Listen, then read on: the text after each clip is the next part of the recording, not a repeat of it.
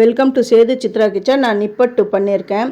இதோடைய அளவுகள்லாம் ரொம்ப இம்பார்ட்டன்ட். என்னுடைய வீடியோவை ஸ்கிப் பண்ணாமல் பார்த்தீங்கன்னா தான் அதோடைய அளவுகள்லாம் உங்களுக்கு தெரிய வரும். ஃபஸ்ட்டு என்னுடைய வீடியோவை பார்க்குறவங்க சப்ஸ்கிரைப் பண்ணலைன்னா சப்ஸ்கிரைப் பண்ணுங்கள். ஆல் அண்ட் ஆப்ஷனை தொடுங்க. அப்போ தான் நான் போகிற ஒரு வீடியோவுடைய நோட்டிஃபிகேஷனும் உங்களுக்கு காட்டும். ஃபஸ்ட்டு ஒரு கப்பு அரிசி மாவு எடுத்திருக்கேன். இது வீட்டிலே அரைச்ச பச்சரிசி மாவு தான் நான் எடுத்திருக்கேன். அரைச்சி எடுத்துன்னு வந்து நல்லா வறுத்து வைக்கணும். இப்போ வந்து 1/4 கப்பு உடச்சக்கடலை, அந்த உடச்சக்கடலையை மிக்சியில் போட்டு நல்லா கொரன்னு அரைச்சி எடுத்துன்னு வந்துடுங்க. நல்லா ஃபைன் பேஸ்ட்டாக அரைக்க வேணாம், கொரன்னு அரைச்சா போதும். அதே கப்பில், அதாவது உடச்சக்கடலை அளந்த அதே கப்பில் 1/4 கப்பில் வேர்க்கடலை, இது பச்சை வேர்க்கடலை தான். இதையும் நல்லா கோர்ஸாக அரைச்சி எடுத்துகிட்டு வந்துட்டேன். அதையும் இந்த மாவில் நான் சேர்த்துட்டேன். இப்போ மிளகு வந்து சும்மா 1 ஸ்பூன் மிளகு இருந்தால் போதும். இதை நல்லா ரெண்டும் பாதியமாக அரைச்சி எடுத்துகிட்டு வரேன். இது பாருங்கள், அது ஒன்றும் பாதியமாக அரைஞ்சிடுது. அதையும் இதில் சேர்த்துட்டேன். கருவேப்பிலையை சின்னதாக கட் பண்ணி வச்சுருக்கேன். அதையும் இதில் போட்டுட்டு, இது வந்து காஞ்ச மிளகாவை வறுத்து பொடி பண்ணி எடுத்துன்னு வந்திருக்கேன். அதையும் சேர்த்துட்டேன். வெண்ணெய் வந்து 1 ஸ்பூன் இருந்தால் போதும்.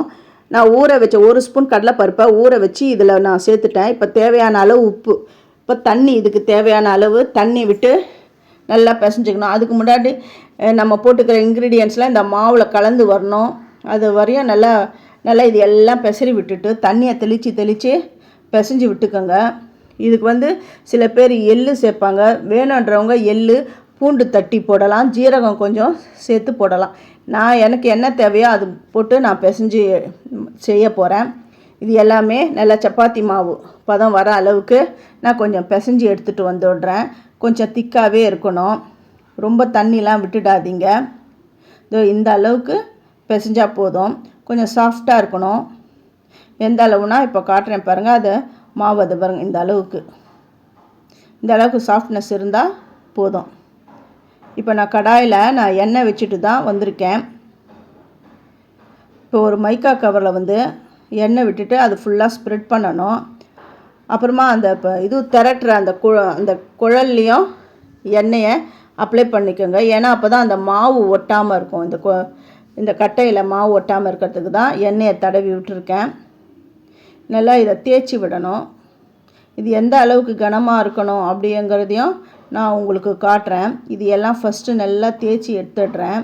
இது ஈஸியாக தேய்க்க வரும். இந்த மாதிரி தேய்ச்சி எடுத்துக்கோங்க.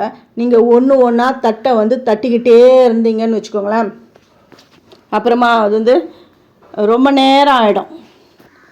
நீங்கள் இந்த மாதிரி தேய்ச்சிட்டு ஏதோ ஒரு மூடி, டிஃபன் பாக்ஸ் மூடி ஏதோ இது வச்சு இந்த மாதிரி பண்ணிக்கோங்க. இது வந்து தட்டை அப்படின்னு சொல்லுவாங்க. கர்நாடகாவில் இதை நிப்பட்டு அப்படின்னு சொல்லுவாங்க. இப்போ அந்த ஓரம் இருக்கிற மாவெல்லாம் இப்போ எடுத்துட்டு பாருங்கள், இந்த மாவையும் அடுத்த ஷிஃப்ட்டு இதேமாரி தேய்ச்சி இந்த மாதிரி தட்டை பண்ணிவிடுவேன். பாருங்கள், அதோடைய கனம் இந்த அளவுக்கு இருக்குது பாருங்கள், அதோடைய திக்னஸ்ஸு.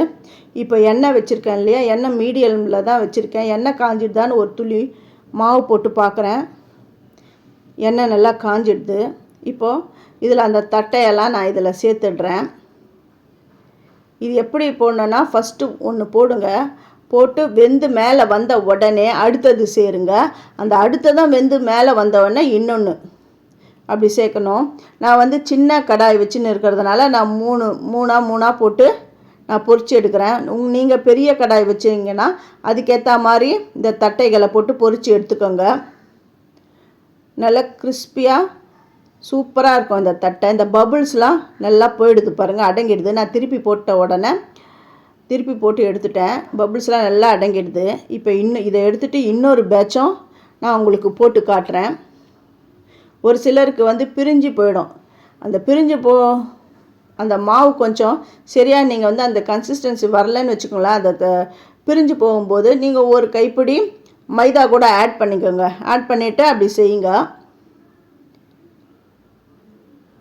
இது எல்லாமே எடுத்து நான் எவ்வளோ கிறிஸ்பியாக வந்திருக்குதுன்னு சொல்லிவிட்டு நான் இதை புட்டும் நான் உங்களுக்கு காட்டுறேன். நீங்கள் ஒரு தடவை இதை செஞ்சு வச்சுருந்தீங்கன்னா அடிக்கடி இதையே செய்வீங்க. இந்த டேஸ்ட் அவ்வளோ நல்லா இருக்கும். எவ்வளோ சூப்பராக கிறிஸ்பியாக வந்திருக்கு பாருங்கள். இதை செஞ்சு ஒரு பாக்ஸில் போட்டு ஒரு 10 நாள் கூட எடுத்து வைக்கலாம். தீபாவளி மட்டும் இல்லை, ஸ்நாக்ஸு பசங்க கேட்கும் பொழுதெல்லாம் இதை டக்குன்னு செஞ்சு கொடுக்கலாம். வீட்டில் இருக்கிற இன்க்ரீடியன்ஸை வச்சே இதை செய்யலாம். இதை நீங்கள் உங்கள் வீட்டில் செஞ்சு பார்த்துட்டு எப்படி வந்ததுன்னு எனக்கு கமெண்ட் பண்ணுங்க. தேங்க்யூ.